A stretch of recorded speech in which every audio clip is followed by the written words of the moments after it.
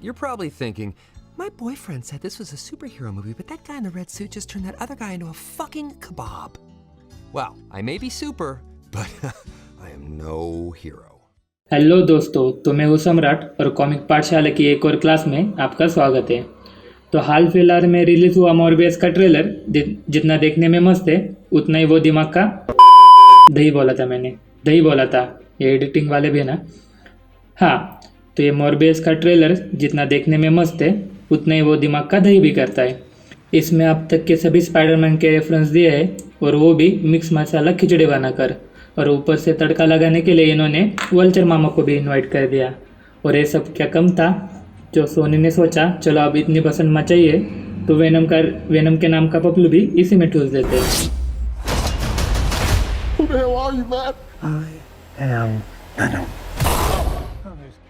लेकिन यहाँ पे सोचने वाली बात यह है कि कॉमिक्स की दुनिया में तगड़े विलन्स रह चुके वेनम और मॉर्बियस जैसे कैरेक्टर आखिर यहाँ हीरो जैसे काम क्यों कर रहे हैं, या आखिर सोनी और मार्वल वाले इन्हें हीरो की तरह लॉन्च क्यों कर रहे हैं। अब वैसे तो हम सब जानते हैं कि मार्वल को हमेशा से ही अपने विलन्स को ह्यूमनाइज करने की आदत रह चुकी है, यहाँ तक कि इन्होंने इसे भी नहीं छोड़ा। लेकिन यहाँ समझने वाली बात यह है कि ये लोग मॉर्बियस, वेनम और इन जैसे कैरेक्टर्स को एंटी हीरोज और एंटी विलन्स की कैटेगरी से उठा के ला रहे हैं। हमें हीरोज और विलन्स तो पता है, लेकिन ये एंटी हीरोज और एंटी विलन्स आखिर क्या होते हैं, आइए देखते हैं। वैसे तो हर किसी के लिए हीरो और विलन के मायने अलग अलग हो सकते हैं, इसीलिए हम इसे एक स्टैंडर्ड की मदद से समझेंगे। तो वो क्या है जो प्रोफेसर को इंसान और म्यूटेंट दोनों का ख्याल रखने के लिए इंस्पायर करता है। वो क्या है जो सुपरमैन को इतनी ताकत होने के बावजूद घमंड से अंधा होकर किसी की जान लेने से रोकता है। क्यों आयरन मैन दुनिया बचाने के लिए अपनी जान का सेक्रीफाइस कर सकता है।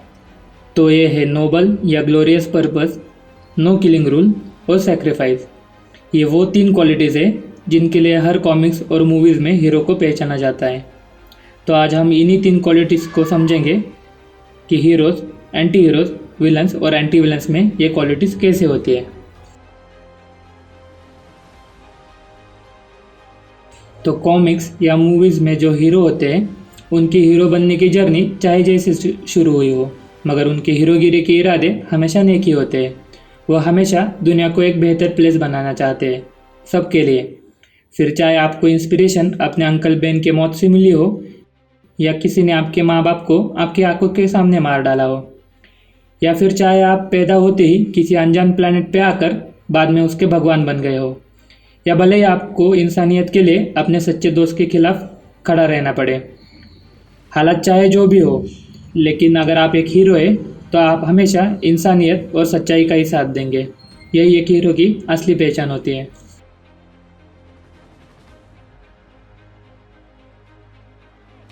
Oh, hello. एंटी हीरोज वो होते हैं जो बुरे इरादे से काम नहीं करते, मगर वो अच्छे इरादे से भी काम नहीं करते।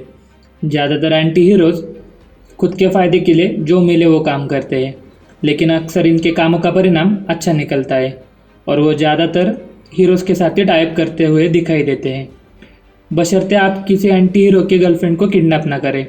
और हाँ, अगर आपने इन भाई साहब के डॉगी को छेड़ा तो भले आप थैनोस क्यों ना हो, आपको कोई नहीं बचा सकता। वैसे अगर ऐसा होता तो देखने में मज़ा आता।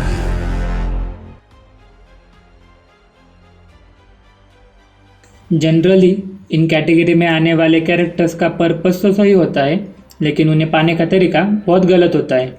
ये कैरेक्टर्स अपने पर्पस को स्ट्रांगली बिलीव करते हैं और इसके लिए वह हर हद तक जाने के लिए तैयार होते हैं। अब ये वो कैरेक्टर है जो चमन होते हैं। इनके इरादे, हरकतें, दिल, दिमाग, आवाज़, हेयर स्टाइल, फेफड़े सब खराब होते हैं। वैसे कभी कभी हेयर स्टाइल उतनी भी ख़राब नहीं होती। जनरली सुपर हीरोज़ की दुनिया में ये एक अनसेट रूल है कि हीरोज़ को हमेशा नो किलिंग रूल फॉलो करना चाहिए, और वो मोरालिटी के लेवल पे काफ़ी हद तक सही भी है। लेकिन ये मुद्दा काफ़ी डिबेटेबल है और इसे हम वीडियो के अंत में कुछ सवालों की मदद से समझेंगे।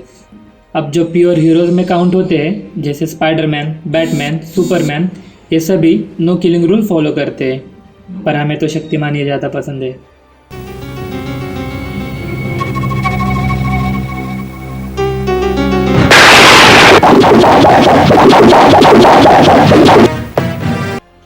अब इनके अलावा बाकी सभी यानी एंटी हीरोज, एंटी विलन्स और विलन्स सभी इस रूल को तोड़ सकते हैं।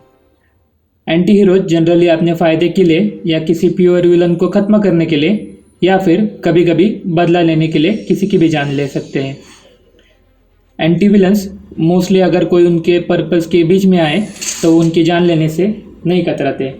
बहुत बार एंटी विलन्स के कैरेक्टर किसी प्योर विलन के बहकावे में आकर भी ऐसे काम करते हैं। ये लोग अक्सर दिल के बुरे नहीं होते, बहुत बार हालत इन्हें बुरा बना देते हैं। अब भैया ये तो वो लोग हैं जिन्हें खून करने के लिए कोई वजह की ज़रूरत ही नहीं होती। सुबह उठे, नहाए धोए, देखा आज मौसम बहुत अच्छा है तो चलो क्यों ना खून करके आते हैं।